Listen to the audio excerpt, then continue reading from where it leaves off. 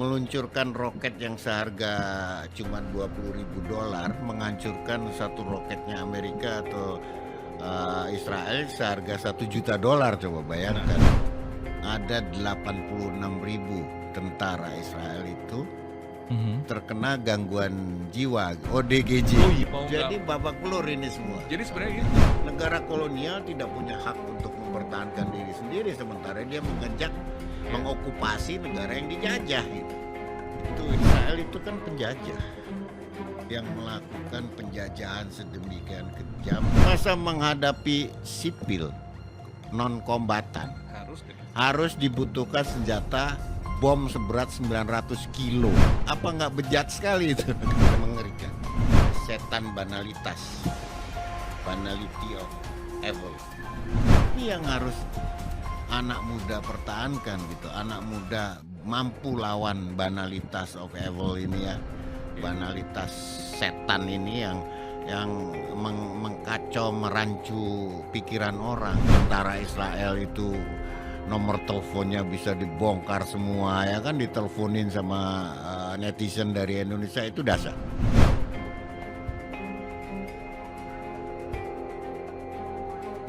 pekan ini Presiden Joko Widodo mengutuk serangan Israel karena sebelumnya Israel telah memborbardir Gaza hampir setahun lalu, tepatnya tanggal 7 Oktober 2023. Lantas di tanggal 23 September, lagi-lagi Israel memborbardir Hizbullah di wilayah Libanon.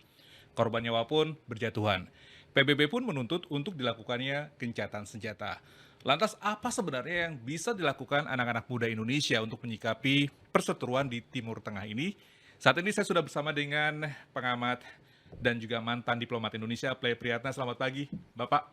Selamat pagi Mas Adi. Apa kabar? Baik. Tentu kalau kita bisa mendengar atau bisa melihat kondisi di Timur Tengah, di Palestina dan Libanon, nggak akan bisa menjawab baik-baik saja. Betul.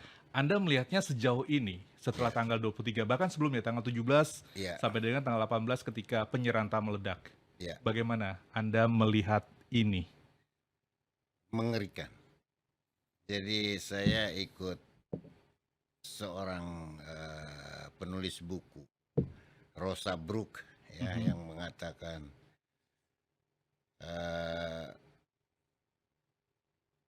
perang saat ini, kejadian saat ini, itu kejadian yang sudah di luar kewajaran dari sebuah peperangan. Sebabnya?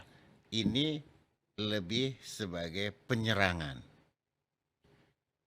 Hamas digempur, itu penyerangan Israel kepada Hamas karena korbannya adalah warga sipil, wanita dan anak-anak.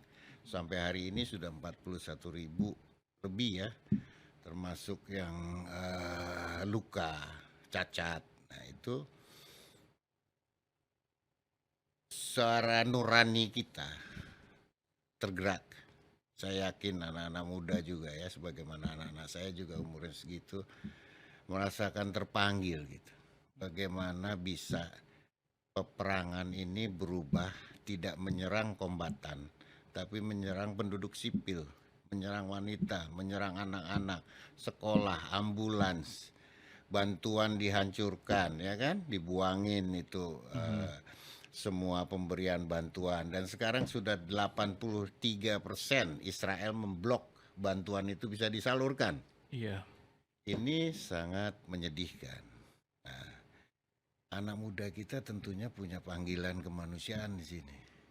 Kita butuh koalisi besar kemanusiaan di anak-anak muda yang bisa menembus batas-batas nih. Batas antar negara, batas wilayah, bahwa kita bersatu ke dalam melihat kenyataan di mana kok bisa berlangsung, katakanlah sebagian itu perang ya. Sebagian mengatakan, kalau saya mengatakan itu genosida. Jelas genosida gitu ya. Bahkan tidak hanya genosida tapi disebut juga urbancide gitu ya. Ada penghancuran kota, ada envirocide gitu, penghancuran lingkungan, penghancuran kebudayaan, sekolah, peninggalan. Objeknya itu bukan serangan kepada kombatan, tapi kepada fasilitas sipil semua yang dihancurkan. rumah sakit digempur, coba bayangkan. Perawat yang di situ, tenaga medis yang sedang membantu merawat orang, sampai suplai oksigen, suplai darah, suplai itu nggak bisa masuk semua. Jadi yang dihancurkan bukan musuh dalam arti tentara yang bersenjata gitu. Ini unarmed civilian ini semuanya. Sipil yang tidak bersenjata gitu. Nah, kalau kita ingat sejarah ini yang namanya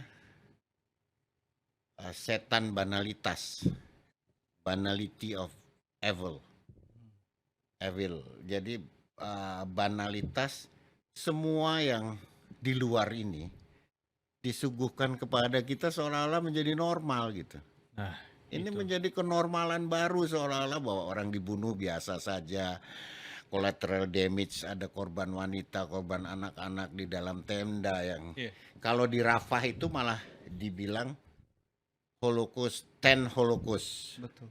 terjadi, bagaimana tenda yang dari terpal, dari plastik itu nempel kepada dijatuhkan bom seberat 900 kilo, meledak di kamp pengungsi itu, dan banyak yang meninggal anak-anak tuh nempel lengket dengan tendanya. Gak scary itu lihat kayak gitu, tidak menyeramkankah? Kita tidak terpanggilkah bahwa ini ada sesuatu yang tidak benar, beyond the limits gitu loh. Ini moralitas apa yang sedang diperjuangkan oleh kelompok yang menyerang melakukan seperti ini? Nah itu loh yang saya rasa anak muda kita akan cukup pandai membaca situasi ini, bahwa ada yang tidak lurus, ada yang tidak benar-benar dilakukan secara proporsional. Kan perang itu juga harus ada proporsinya kan. Iya. Tidak menyerang penduduk sipil, tidak menyerang non kombatan, tidak menghancurkan infrastruktur sipil. Itu hukum humaniter Iya. kemanusiaan, itu prinsipnya gitu. Jadi dan ini semua dilanggar. Iya. Kedua, bagaimana Israel bertahan? Resolusi Dewan Keamanan dikeluarkan 2735 yang harus ceasefire nih, gencatan senjata, tarik pasukan sekarang enggak. Tidak bergeming dia, tidak menggerakkan ambisi politiknya untuk mundur atau untuk menghentikan itu. Nah, ini menurut saya jelas sekali it's about Genocide. political ambition, karena apapun dilakukan untuk itu kan. Betul. Kalau Netanyahu mundur selangkah dari rencananya ini, berarti dia bisa diturunkan. Ada pemilu, dia bisa diganti, dan itu yang tidak mau. Tapi kan bukannya di dalam negerinya juga banyak yang saksi kontra Netanyahu terkait dengan Betul. apa yang dia lakukan. Betul. Bahkan beberapa bulan terakhir juga sudah sering dilakukan, Iya. mingguan bahkan melakukan demonstrasi. Tapi itu membuat Netanyahu bergeming. Ya, ya. Jadi artinya gini, sebagaimana saya juga pernah sampaikan di forum ini ya, bahwa sekalipun partainya sekarang dia berkuasa, tapi di dalam negeri ada gejolak karena dia tidak dituntut melakukan perubahan dan menyelamatkan para sandera yang ditahan oleh akar masalahnya oleh milisi Hamas itu ya, oleh pejuang Hamas itu ditahan untuk bargaining. Yeah. Nah, dia tidak melakukan apa-apa. Menteri Pertanian dia dianggap lemah Kemudian karena ini, kemudian diganti. Iya. Nah, sekarang ada tawaran baru namanya Gideon Sar. Itu untuk diajukan jadi gantinya itu. Netanyahu juga tidak mau. Jadi dia tidak mau ada orang lain yang ikut menentukan sepak terjang dia. Nah, itu Mas Adi itu. Oke. Nah, kalau bicara soal serangan yang di perbatasan Israel di wilayah selatan Lebanon, itu kan alibinya Israel mengatakan bahwa Hizbullah ini selalu menggunakan tameng pada sipil. Itu juga kan yang kemudian yang sebelumnya juga dia menjadi alibi bahwa Hamas menggunakan tameng sipil. Cara-cara seperti itukah yang membuat mereka seakan-akan sekedar mencari alasan, paranoid, atau Ya, semuanya jadi justifikasi politik untuk melakukan penyerangan. Betul, karena yang dia serang pun juga tadi kan Iya, bukan militer tapi justru non sipil. sipil, Jadi seperti itu. itu menurut saya karena sejak terjadinya penyerangan 7 Oktober, itu selanjutnya tanggal 8 atau 9, Mmm, itu penasihat keamanan Israel itu udah bilang HGB itu kepada pemerintah. Kita harus lakukan preemptive strike, serangan pendahuluan kepada Hizbullah karena iya. itu ancaman di selatan.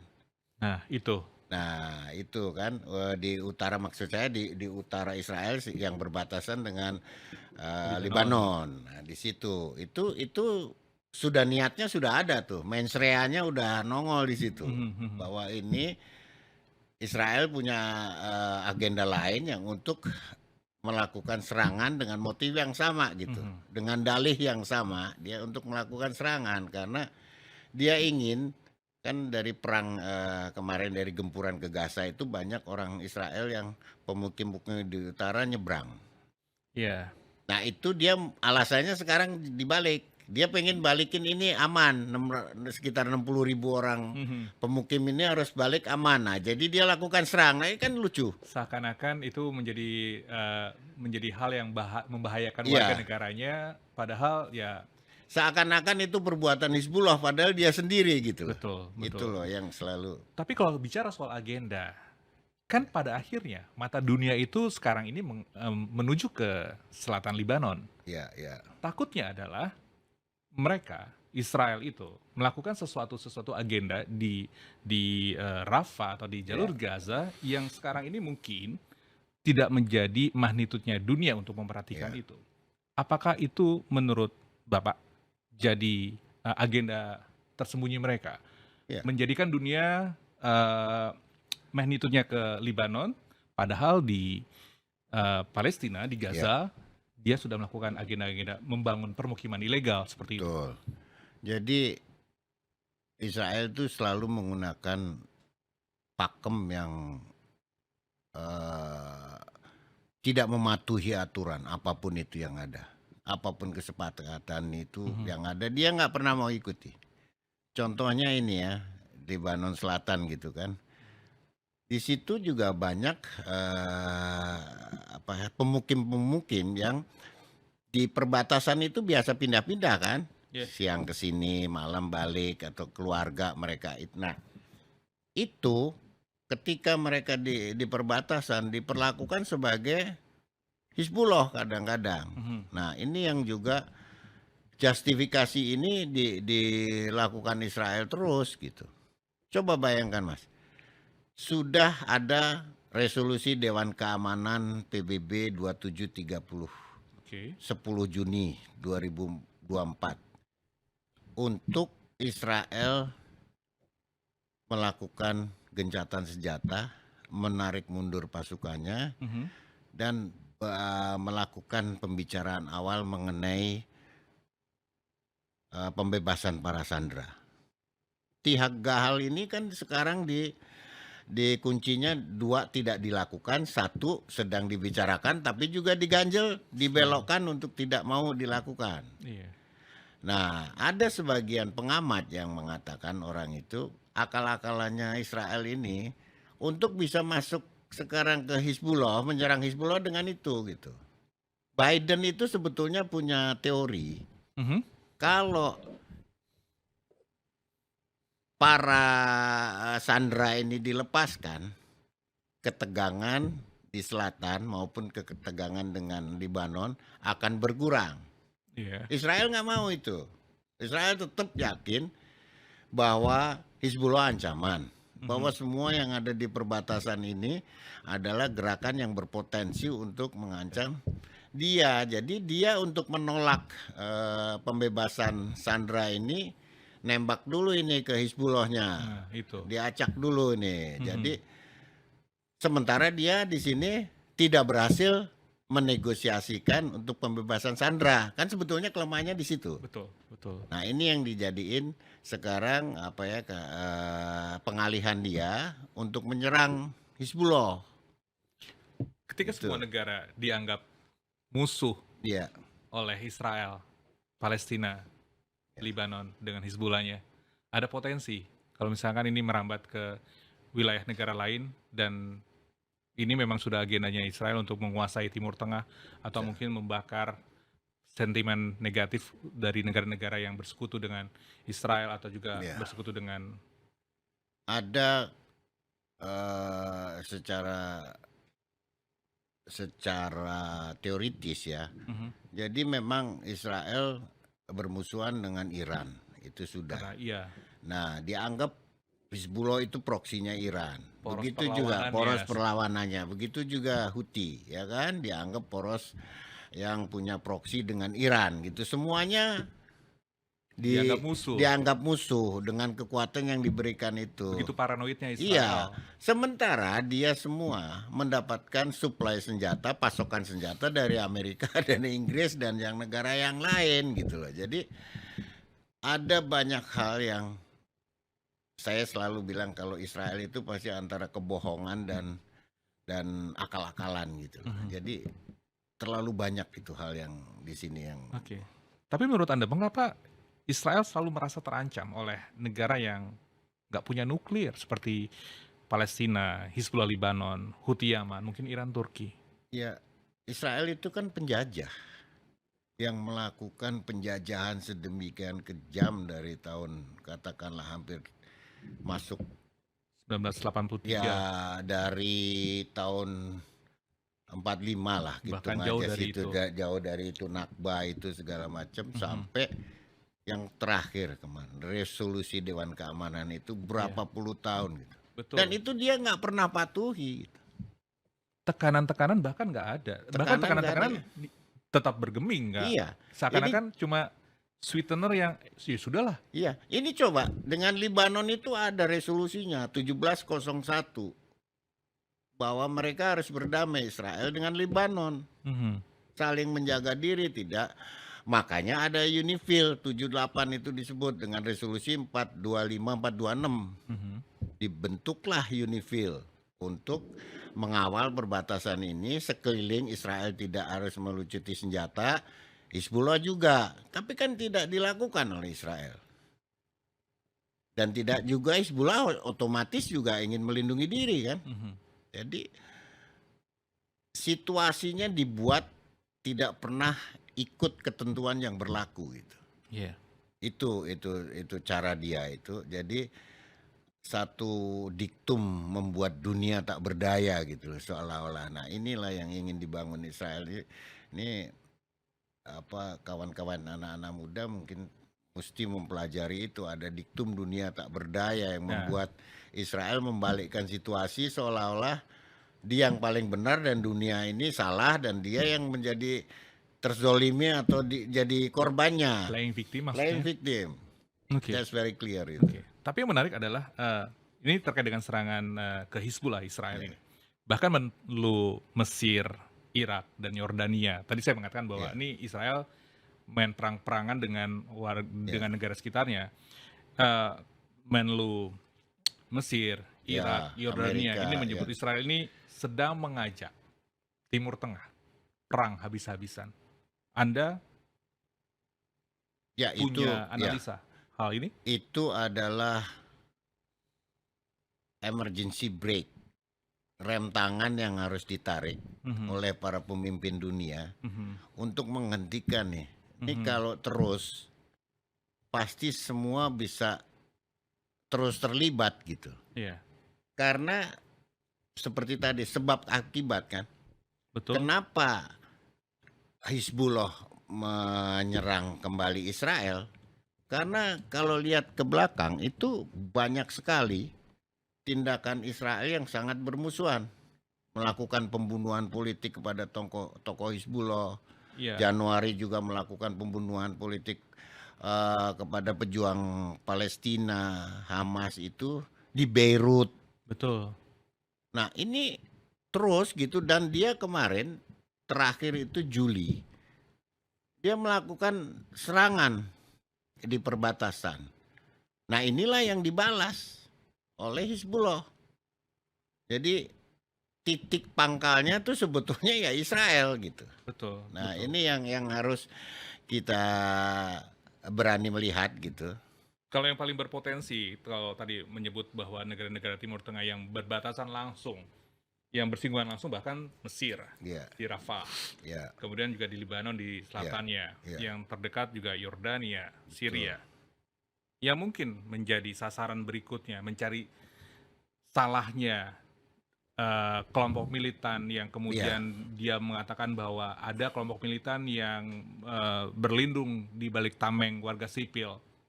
ya Siapa berikutnya semua. menurut Anda? Menurut saya akan berjalan pada Houthi ya. Setelah Hamas, Hizbullah, Houthi, semua para pejuang yang memperjuangkan teritori, yang memperjuangkan kedaulatan untuk melawan ekspansi atau agresi Israel, itu pasti dia musuhin, Mas. Dia pasti musuhin itu. Dia masih perkuat asumsi itu dan itu menjadi fakta gitu. Bahwa ini agresi sebetulnya. Israel yang lakukan kan agresi. Masuk ke wilayah Lebanon yang padahal sudah ada resolusi Dewan Keamanan 1701. Ya, Ada resolusi DK lagi sekarang ini 2730 10 Juni yang lalu. Ceasefire, stop. Lucuti senjata dan itu nggak diikutin. Kemarin ada resolusi dari Dewan Majelis Umum yang menyatakan Israel dalam waktu 1 tahun harus meninggalkan, betul. harus melepaskan tanah ilegal yang didudukinya. Mahkamah Internasional pun juga Mahkamah sudah bicara. sudah semua bicara dan semua tidak diikuti. Apa yang membuat Israel begitu tamak? Ya karena Israel satu dilindungi oleh hak vetonya Amerika. Semua kepentingan Backingnya Israel itu jelas. di backingnya, bohirnya itu ada Amerika, ada AIPAC gitu, yang membiayai para senator, para kongresmen dengan uang Yahudi itu. Menggunakan playing victim, teori Iya. playing victim, Iya. menggunakan kemudian logika terbalik Logika yang mengatakan terbalik, bahwa betul. si Netanyahu mengatakan bahwa pernah bilang Israel akan mencelakai siapapun yang mencelakai Israel. Padahal Iya, logika berpikirnya kan kebalik. kebalik. Teori playing victim. Iya. Coba bayangkan Mas Adi, ada perang, tapi tentaranya Israel merusaki jalan. Ya kan? Iya, Menembak ambulans, betul. menghancurkan sekolah. Jadi objeknya itu objek sipil semua, fasilitas non militer. Betul. Bukan Israel Defense Force atau Iya. Israel Occupation Force karena mereka bukan sedang membela diri Betul. tapi menjajah. Ya. Menurut Setuju. Jadi saya yang sangat keberatan kalau dianggap negara kolonial ini, negara penjajah yang melakukan okupasi ini punya hak untuk self defense, untuk mempertahankan diri. Jadi itu tidak ada dan itu kalau Anda baca, kita baca semua nih nanti anak-anak yang lebih muda, yang lebih jago risetnya akan terbukti. Negara kolonial tidak punya hak untuk mempertahankan diri sendiri sementara dia mengejak, mengokupasi negara yang dijajah gitu. Itu yang kontradiksi in terminis gitu ya. Betul. Ada kontradiksi yang sangat kuat di situ. Hamas menyandera pemukim Israel Iya. dengan tujuan agar Israel tidak menjajah dan menyerang Palestina untuk selamanya. Betul. Sandera diperlakukan sesuai hukum. Di sisi lain, Israel penjarakan 10.000 lebih warga Iya. Palestina termasuk anak-anak karena mereka melawan penjajahan Israel karena Israel melakukan tahanan Palestina dengan kekerasan bahkan Ya. dari mereka akhirnya meninggal. Iya, betul. Israel itu menjarah, looting, menjarah tanah Palestina, haknya orang Palestina. Dijarah tanahnya, dijarah airnya, dijarah kebebasannya, dijarah sumber pertaniannya, semuanya dijarah. Orangnya dimasukkan penjara dalam Gaza itu sebagai open air prisoner, open air prison, penjara terbuka selama sekian puluh tahun. Iya. Nah ini kan tentu menjadikan panggilan untuk negara-negara kemanusiaan, para pejuang yang sekeliling itu. Betul. Saya ingat sekali di awal-awal perang di 7 Oktober, Ya. warga Palestina di utara harus bergeser ke Iya, arah selatan. Kemudian ketika iya, kemudian dianggap satu wilayah itu akan diserang dengan darat, iya, melakukan serangan udara atau darat, iya, mereka justru makin terjepit di Rafah. Bahkan sekarang betul. di Rafah pun juga mereka semakin terjepit. Ya, semuanya dibuat situasinya menjadi sulit bagi Mhm. warga Gaza yang memiliki tanah di situ. Dari rumahnya dihancurkan, dia harus pindah ke tenda tanpa air, pindah ke tenda dengan plastik, musim dingin tanpa selimut, tanpa ada obat, Betul. tanpa ada makanan, Kita ingat tidak sekali bisa pada saat tidur. itu sempat musim dingin, musim Iya, hujan seperti itu. jadi ini yang di luar batas manusiawi gitu loh. Bukan krisis kemanusiaan, Ya, tapi genosida. Anda melihat genosida. seperti itu? Saya percaya sekali ini genosida, dan lebih dari genosida banyak ahli yang mengatakan tidak hanya genosida tapi juga apartheid ini. Mhm. Segregasi pemukiman bagi orang Arab yang demikian kuat ya. Bagaimana bisa seorang Palestina, warga Palestina di Gaza harus minta izin kerja ke Israel? Iya, iya. Itu kan lucu gitu. Oke. Jadi ada dunia yang terbalik gitu. Oke. Tapi kalau misalkan Anda melihat bahwa ya sejak tanggal di awal minggu terakhir September ini, Hmm. apa yang telah dilakukan Hizbullah, apakah sudah bisa dikatakan bahwa Israel sedang berhadapan dengan musuh yang sepantasnya? Ya, Dalam artian memiliki kekuatan militer yang sama, bukan Israel yang memiliki kekuatan lebih dari Hizbullah.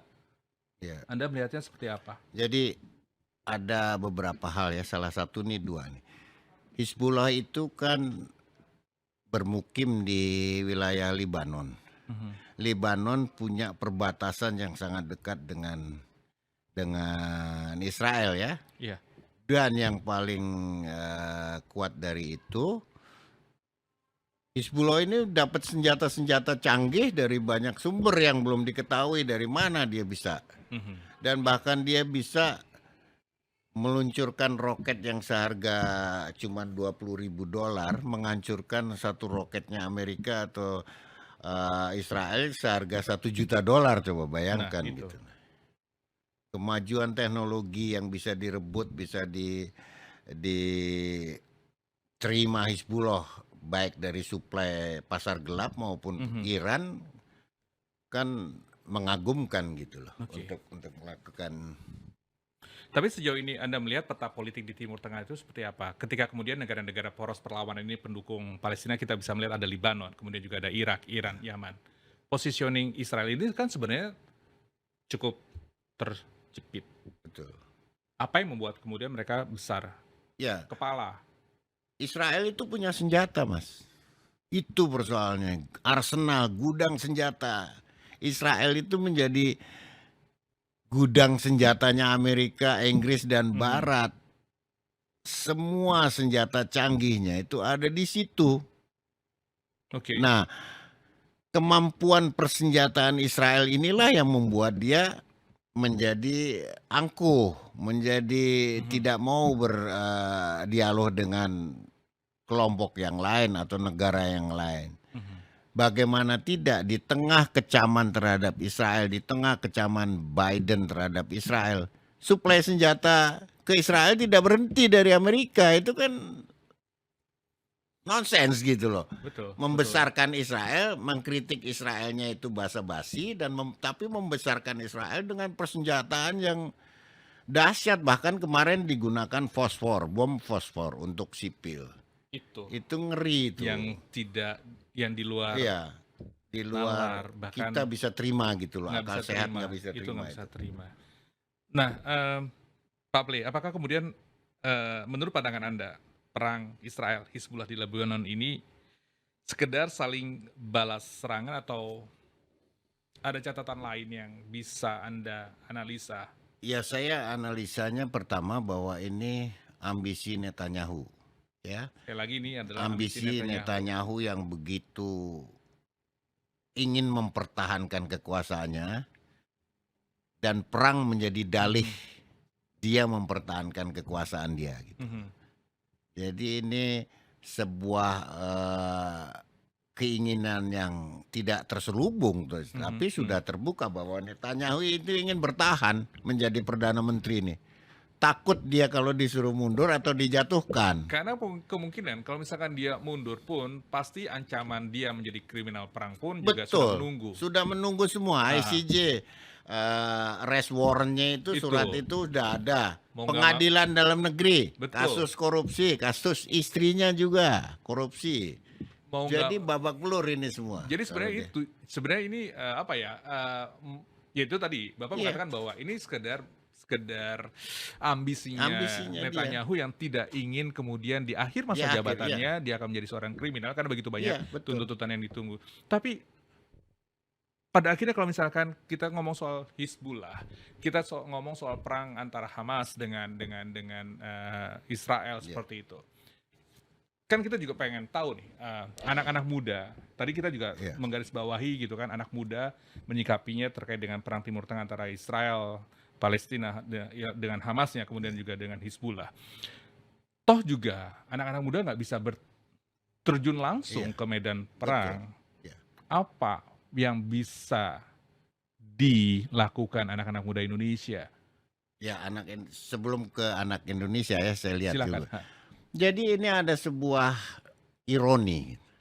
Bagaimana ada 86.000 tentara Israel itu terkena gangguan jiwa, ODGJ. Oh iya, iya, Ya itu, kan? iya. Ingat kan? Ada. Mhm. Nah, selain itu, anak-anak muda yang dijadiin wajib militer ini kan, dia juga punya nurani kan. Mhm. Dia itu perang untuk apa? Mhm. Dia merebut, mempertahankan tanah sendiri, negaranya bukan. Ini milik orang lain. Jadi ini menjadi sebuah modal kerapuhan yang ada di Israel. Itu besar sekali itu. Kalau kita mau jujur itu terungkap ya. Besar sekali. Motivasinya apa nih untuk menjadi tentara? Apakah saya harus menembaki warga sipil? Apakah saya harus menembaki anak-anak dan ibu-ibu? Apakah saya harus menembaki saudara saya yang di situ tinggal di perbatasan? Yang rumah sakitnya harus dihancurkan, pasarnya harus dihancurkan, tepungnya tidak bisa dikirim masuk, air minumnya tidak ada. Apakah sedemikian anak muda ini sudah rusak gitu di Israel? Ini kan pasti ada sebuah mobilisasi yang menggelapkan informasi yang sesungguhnya nih. Betul. Nah, anak-anak Indonesia pasti lebih pandai melihatnya gitu. Apalagi dunia netizen sekarang ini kan canggih dan mampu merambah kemana-mana. Coba waktu Israel pernah digempur kan, tentara Israel itu nomor teleponnya bisa dibongkar semua ya kan, diteleponin sama netizen dari Indonesia, itu dahsyat. Betul. Itu salah satu bentuk perlawanan dan Cyber war. bentuk cyber war, bentuk kontrol terhadap ketidakbenaran yang ada. Mhm. Mhm. Ini kolonial gitu, jangan pernah dilupakan bahwa Israel itu kolonial. Kekuatan kolonial yang ingin menduduki dan ingin mengusir warga Palestina keluar dari Israel, dari Palestina yang diakui oleh Israel, yang diokupasi Israel. Jadi di situ poinnya. Oke, oke. Lantas kemudian kita kan juga pasti tahu kalau ada pasukan perdamaian PBB Ya. dari Indonesia di Ya, perbatasan ya, Libanon. ya. Apakah harus kita berada tetap di situ atau tarik mundur? Ya, itu pasti kita Urgensinya apa? komitmen dengan preambul undang-undang ya. Betul. Indonesia turut mendukung perdamaian dunia kan. Mhm. Dan jumlah pasukan yang sekarang mencapai 1.232 orang dengan tenaga medis, dengan tenaga operator militer yang lain ya, itu tentunya sangat bermanfaat bagi dunia. Keterlibatan kita dalam ingin menciptakan mantra perdamaian dunia itu ada, eksis dengan 1.000. Coba bayangkan mereka harus tinggal memang agak ke dalam ya, di sepanjang 112 km ke dalam 13 kilo, sekitar di perbatasannya itu ada 12 kilo, itu jauh loh. Cukup Jauh. Dan Jakarta Bandung katakanlah 12 kilo untuk semuanya, demilitarisasi blue line zone-nya itu oleh UNIFIL. Ya. Nah, ini tentunya menjadi sesuatu gitu. Dan Oke. kita bagian dari pasukan yang profesional di dalam bergabung dengan pasukan PBB ini gitu. Kita sih sebenarnya berharap semua, mungkin warga negara dunia berharap bahwa apa yang telah dilakukan Israel di Gaza Ya, segera selesai. Kan ini udah hampir setahun, 7 ya Oktober, betul. ya kan? Dan apa yang telah dilakukan Israel terhadap Hizbullah juga harus segera berakhir, karena bahkan Amerika Serikat dan 10 negara ini Ya, mendesak Israel dan Hizbullah ini untuk melakukan gencatan senjata. ya, Bahkan Sekjen PBB sekalipun juga ya, mengatakan bahwa rakyat Libanon dan Israel dan seluruh dunia ini tidak mampu membiarkan Libanon menjadi seperti Gaza. Jangan sampai ya, kemudian hal itu terulang kembali. Karena negara-negara lain juga sudah mengatakan bahwa ya mereka tidak akan pernah mau melihat seperti yang ya, terjadi di, bahkan Pak, satu ya, lagi nih Pak, Perhimpunan Pelajar Indonesia di dunia pun juga bahkan mengecam serangan Israel ke ya, Libanon, bahkan anak-anak muda sendiri kan betul. seperti itu. Ya, jadi Israel ini membangun peradaban tanpa sivilisasi yang benar. Dia membangun peradaban dengan caranya sendiri. Boleh membunuh sipil, yang tadi saya bilang ini ada banalitas setan gitu. Di awal Itu di kalimat, awal di awal berita kalimat tadi ya. Bapak mengatakan itu. Itu bahwa sesuatu yang asing, sesuatu yang dianggap tidak normal, lama-lama kan menjadi kelihatan kayak normal. Membunuh anak-anak dianggap collateral damage, menembaki ambulans atau menembaki rumah sakit, meruntuhkan sekolah, menghancurkan tenda, ada isinya orang. Apakah itu dianggap sebuah kenormalan?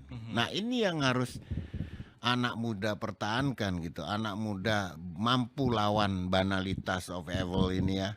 Banalitas setan ini yang mengkacau, merancu pikiran orang gitu. Betul, Ini kan betul. sesuatu yang tidak normal. Bagaimana tentara yang bersenjata menembaki sipil? Betul. Ada anak yang ditembak di dalam mobil dengan 370 peluru itu waktu itu kan? Betul.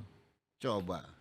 Nah, kita pun juga pada akhirnya kan pemerintah Indonesia di bawah kepemimpinan Presiden Joko Widodo udah mengutuk nih Israel untuk segera mengusahakan atau menyelesaikan serangan terhadap di Libanon gitu kan. Minta respon PBB dengan cepat.